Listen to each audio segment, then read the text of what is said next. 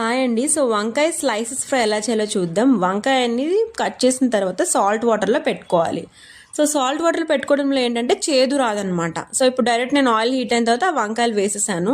పోపు గింజలు వేసుకోవచ్చు, వేసుకోకపోయినా బాగానే ఉంటుంది. సో కొంతమంది ఆనియన్స్ కూడా వేసుకుంటారు, యువర్ విష్. నేనైతే ఆనియన్స్ వేయను, చాలా టేస్ట్ ఉంటుంది ఫ్రై.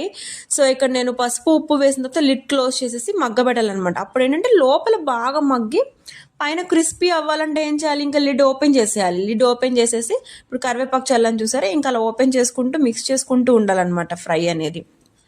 సో ఇప్పుడు చూసారా బాగా గోల్డెన్ బ్రౌన్ వచ్చేదాకా వేయాలి. ఇప్పుడు అయిపోయిందండి. ఇంకా లాస్ట్లో కారం. సో కారం బదులు కొబ్బరి కారం వేయాలి. సో కొబ్బరి కారంలో నేను ఇంగ్రీడియంట్స్ ఆల్రెడీ పెట్టాను. సో అది ఒకసారి చేసి పెట్టుకోండి. సో ఏ ఫ్రై కానీ ఇలా వేయండి, చాలా టేస్ట్ ఉంటుంది. సో ఇక్కడ నేను కొత్తిమీర వేసేసాను. కొత్తిమీర వేసిన తర్వాత ఒక 5 minutes అలా మగ్గనివ్వాలి. పీసెస్కి బాగా పడుతుంది అనమాట కొత్తిమీర, చాలా టేస్ట్ ఉంటుంది.